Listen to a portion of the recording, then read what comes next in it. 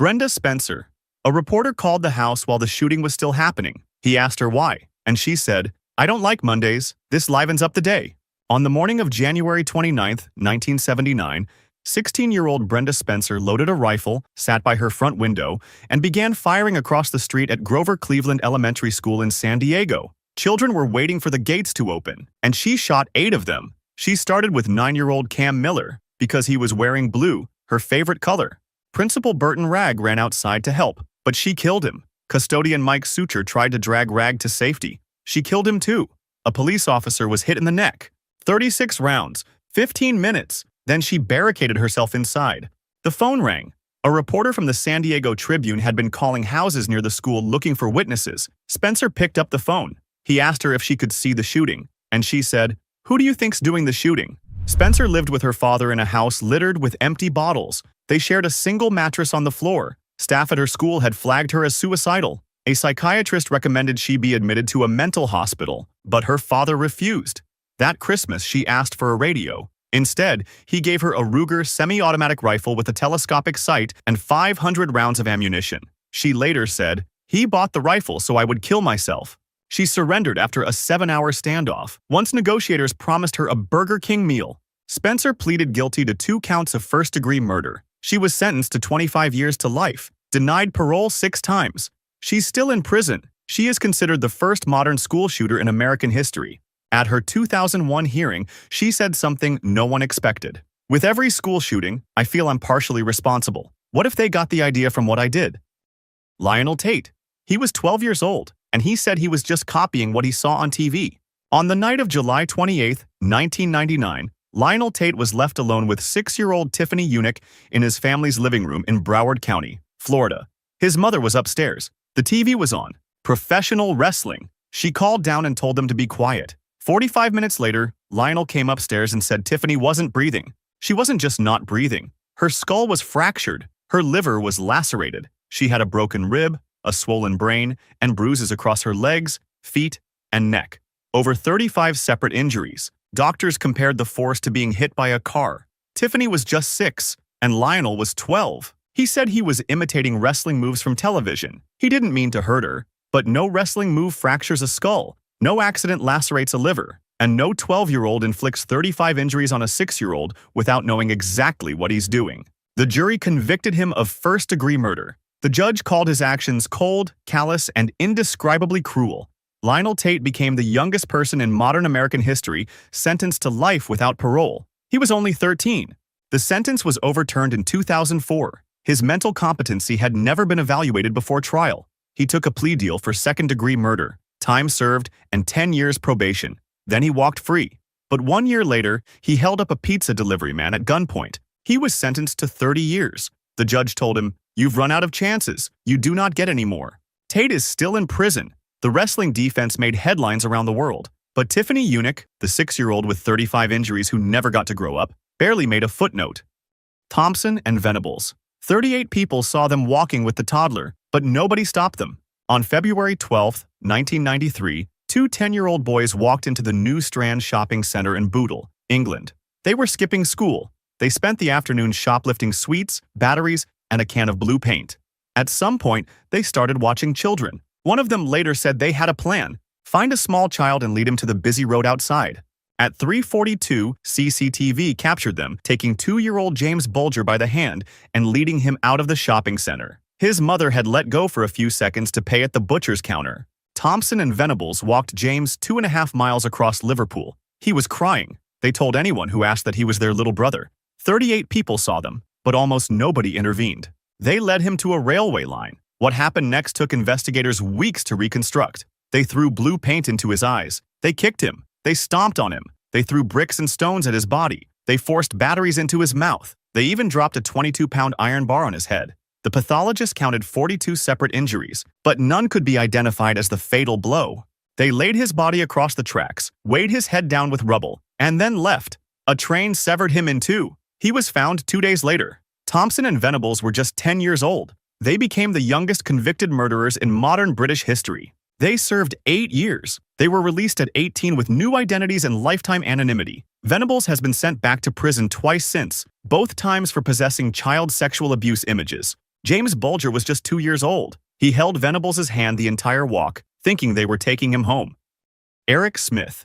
He was riding his bike to summer camp. So was the boy he killed. On August 2, 1993, 13-year-old Eric Smith was heading to a recreation program in the small town of Savona in New York. 4-year-old Derek Roby was walking to the same place, alone for the first time. His mother let him go. It was just 1 block, with no streets to cross. He kissed her and said, "I love you, Mom." But he never arrived. Smith lured him into a patch of woods. He strangled him until he passed out, dropped a large rock on his head, sodomized him with a stick. Then, he opened Derek's lunchbox, took out a container of Kool-Aid and poured it into the wounds. Then he arranged the body. He removed the sneakers and placed them next to opposite hands. Derek was just 4 years and 10 months old. 4 days later, Smith walked into the police command center and offered to help solve the case. Investigators said he was upbeat, happy, and didn't want the conversation to end. He was sitting in front of the people looking for the killer. His family eventually sat him down, and he broke. "I'm sorry, Mom. I killed that little boy." Smith had been bullied for years, for his ears, his red hair, and his glasses. When asked at a parole hearing if killing Derek felt good, he said, "At the moment it did, yes." When asked if he would have done it again had he not been caught, he said, "Yes." He was convicted of second-degree murder and sentenced to 9 years to life. He was denied parole 10 times. He was then released in 2022 after 28 years. Derek's parents spent every one of those years fighting to keep him locked up. On August 2nd, wherever they are, they still get white ice cream with sprinkles. That's what Derek called vanilla.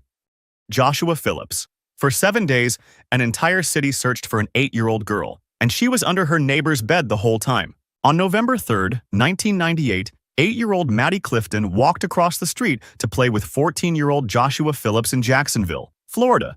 But she never came home. Police and volunteers searched for a week. Phillips joined the search. At one point, a sergeant entered Phillips's bedroom to question him. Phillips sat on his bed, petted his dog, and answered calmly. Maddie's body was underneath that bed the entire time. On November 10th, Phillips's mother noticed a wet spot on his floor. She lifted the base of the waterbed frame and found Maddie. Phillips said it started as an accident. They were playing baseball, and he hit her in the eye with the ball. She started bleeding and screaming. He panicked, not because she was hurt, but because his father was coming home. His father was violent and had strict rules. No children in the house, especially not girls. Phillips dragged her inside. He hit her with the bat to stop the screaming and stuffed her under his bed.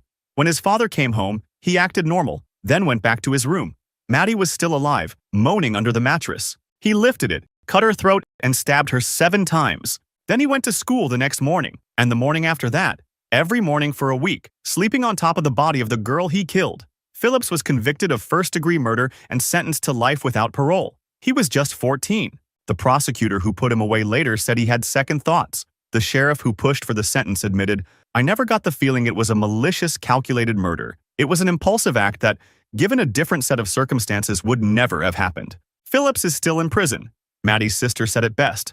Maddie didn't get a second chance, and her killer's sentence should be final too. Mary Bell. Her mother tried to kill her before she could walk, and by the time she was 10, she was killing other people's children. Mary Bell was born in 1957 in Scotswood, one of the poorest neighborhoods in Newcastle, England.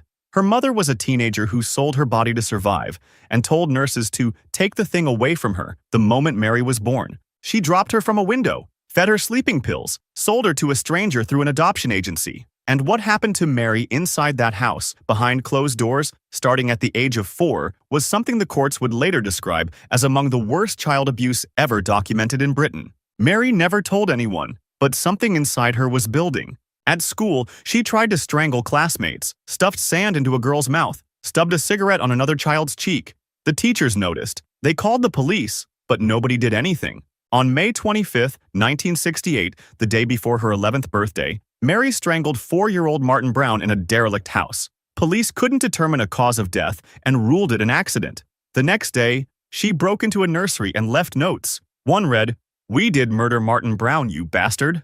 Police dismissed them as a prank. 2 months later, she strangled 3-year-old Brian Howe on a patch of wasteland. She carved the letter M into his stomach with a razor blade. She even mutilated his body with scissors. At Brian's funeral, a detective watched Mary standing outside as the coffin was carried out. She was laughing, rubbing her hands together. He later said, "I thought, my God, I've got to bring her in. She'll do another one." She was convicted of manslaughter on grounds of diminished responsibility. She was just 11. She was diagnosed with psychopathic personality disorder. She served 12 years and was then released at 23 with a new name and lifetime anonymity. She has a daughter now, and a granddaughter. Neither name has ever been made public. The courts decided that the child who killed 2 boys deserved a second life, one that no one would ever be allowed to find.